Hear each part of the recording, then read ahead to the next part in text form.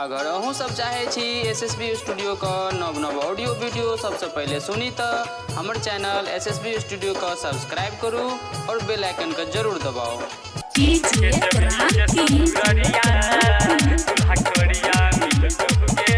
SSB music की प्रस्तुति गांधी चौक बसवारी।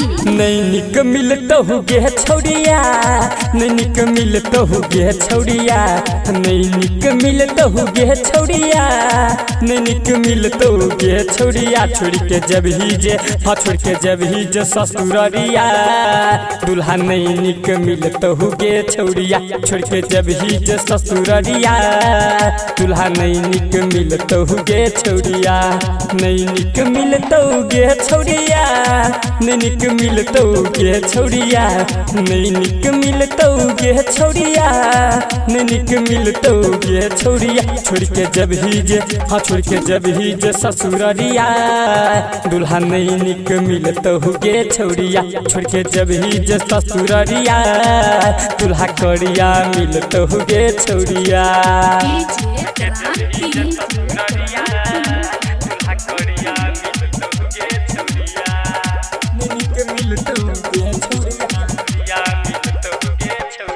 झुमका नथिया दिलियो छौड़ी, पायल दिलियो जोरा, गजपिया गे सैया मिलतो एक नंबर लपुआ छौड़ा। छोड़ी जे ससुरा जब ही छौड़ी, जोगे जो दिल तोड़िया। छोड़ी जब ही जे छोड़ी जब ही जे छोड़ी जब ही जे ससुररिया, दुल्हा करिया मिलत हुगे छौड़िया। छोड़ी जब ही जे ससुररिया, दुल्हा नैनिक मिलत हुगे छौड़िया।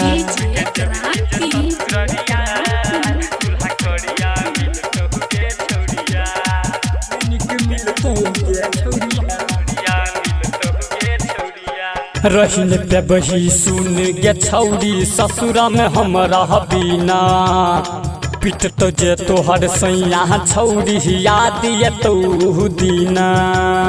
भागवी तू गे ससुरत लेके सबटा बिस्तर बोरिया।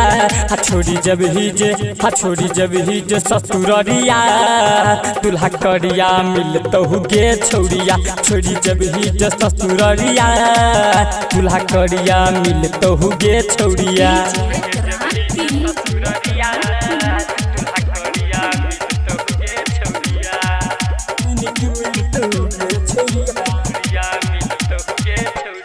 नरेश राजस कहै छौ छौड़ी, नीक नै केलही कामू।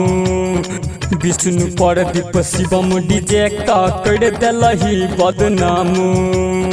दीवाना यहाँ तब गायब रहल छौ, सैया से खेतौ नहीं जोड़िया। छोड़ी जब ही जे छोड़ी जब ही जे ससुररिया, दुल्हा करिया मिलत हुगे छौड़िया। छोड़ी जब ही जे ससुररिया, दुल्हा करिया मिलत हुगे छौड़िया। एसएसबी रिकॉर्डिंग स्टूडियो गांधी चौक बसवारी।